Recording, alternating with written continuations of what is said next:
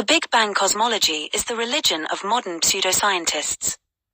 The Big Bang theory is a creation myth developed by a Catholic priest who was a wannabe scientist, who was infiltrated by the Vatican in mainstream science, and is now the current religion of most scientists.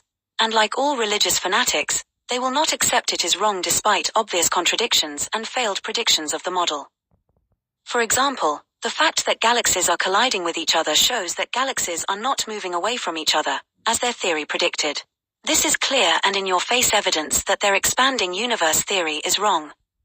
Then the fact that galaxies from the so-called early universe look exactly the same as the ones from now, which again contradicts all their predictions about galaxy formations which should have been much smaller, and no large elliptical and spiral galaxies should have been formed in that early period.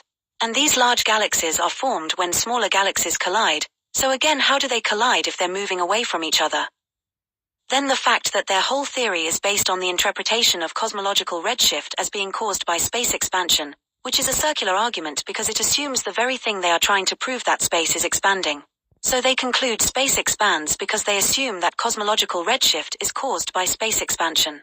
That's no better than the circular argument used by creationists. The Bible is true because it was inspired by God, and God exists because the Bible is true. In fact, it's the same retarded fallacy of circular reasoning.